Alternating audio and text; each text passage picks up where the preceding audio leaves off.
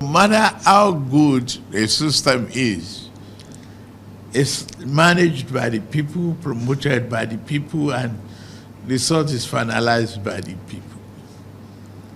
In fact, for final results, you are not going to be talking to the computer, you are going to be talking to human beings who will announce the final results.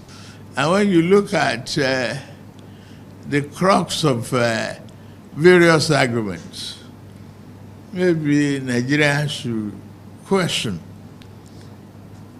our broadband capability. How technically are we today? How technically will we be tomorrow to answer the call of either real time or no? And as long as you appear personally as a manual voter in any polling booth, ballot paper is given to you manually, you decide in a corner and thumbprint the party of your choice, you cast your vote without hindrance and any interference. Ballots are subsequently counted manually, sorted and counted manually. It's just the arithmetic accuracy that is entered into from easy. It's still manual, essentially. The transmission of that manual result is what we're looking at.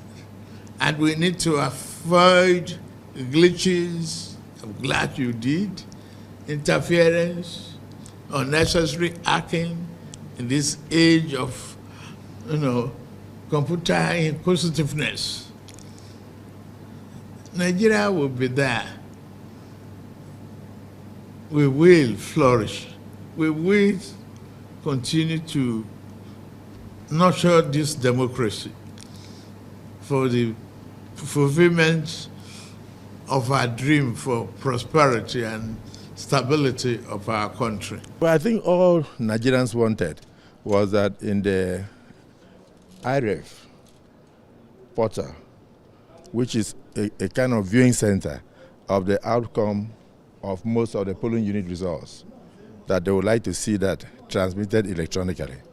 We have included that in the amendment that has just been signed into Act of Parliament. But we also took cognizance of areas where there may not be any network, where there may not be communication capacities and availability. And we said, since the polling unit result comes in from EC8A, which is signed by the presiding officer, signed by the agents, and signed and in the presence of security agents, copies are given to all. Then we can use that as a primary source of collation at that unit. And then, of course, we transmit it, even if there is no network at that time. Once we step out of there, maybe towards the ward center or the local government center, it will drop into the IREF, and people will still be able to view.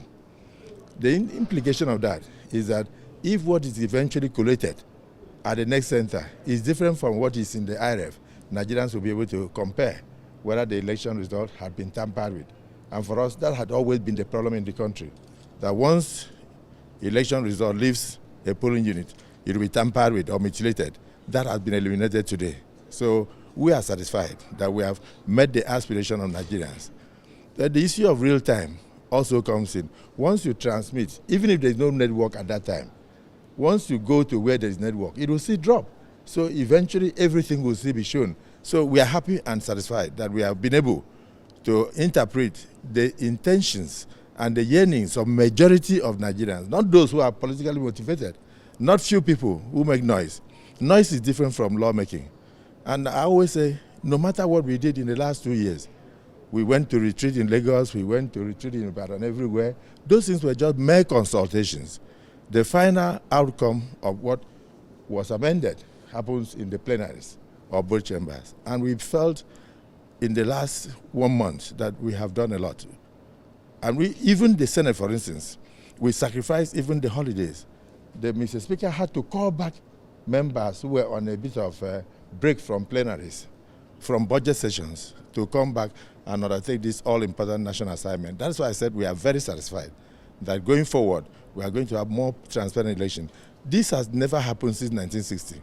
We have never had electronic transmission of results in any of our laws. We never even recognized the IRF in the 2022 Act. All those things are now there. And at the end of the day, more powers are given to political parties, that they should decide who their candidates are. And above all, participatory democracy, more inclusiveness. Members of different political parties are now allowed to do direct primaries. That means you can choose the person you want. Delegate selection, of course, one person can write the list and then just submit. But this time around, the members who are in the political party will stand up and vote for their candidates and the candidates of their choices. That some people don't understand that it is not even good that in an election you have 5 people contesting.